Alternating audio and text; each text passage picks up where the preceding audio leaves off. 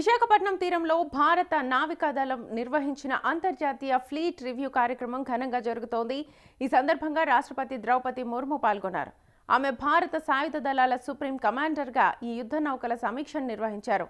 రాష్ట్రపతి ఐఎన్ఎస్ సుమేధ నౌకపై ప్రయాణిస్తూ సముద్రంలో 6 వరుసల్లో అమర్చిన 71 యుద్ధ నౌకల నుంచి గౌరవ వందనాల్ని స్వీకరించారు. ఈ పెరేడ్లో భారత నావికా దళానికి చెందిన ఐఎన్ఎస్ విక్రాంత్ వంటి భారీ నౌకలతో పాటు మొత్తం 45 యుద్ధ నౌకలు పాల్గొన్నాయి. అలాగే 19 విదేశీ యుద్ధ నౌకలు కూడా ఈ కార్యక్రమంలో భాగమయ్యాయి. రష్యా, ఆస్ట్రేలియా, యుఏఈ వంటి దేశాల నౌకలు ఈ సమీక్షలో పాల్గొన్నాయి. ఈ ఈవెంట్లో కోస్ట్ గార్డ్ నౌకలు, మర్చెంట్ నావీ ఓడలు, పరిశోధన నౌకలు కూడా పాల్గొన్నాయి.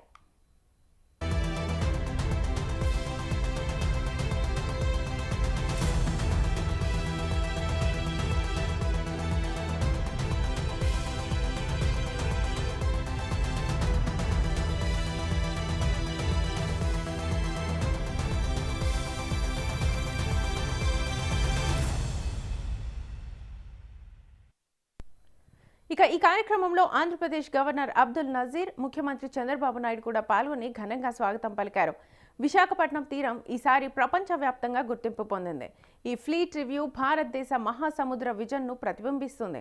ఇది శాంతి, సహకారం, సముద్ర భద్రత కోసం దేశాల మధ్య బలమైన సంబంధాలను బలోపేతం చేసే అవకాశాన్ని కల్పించింది.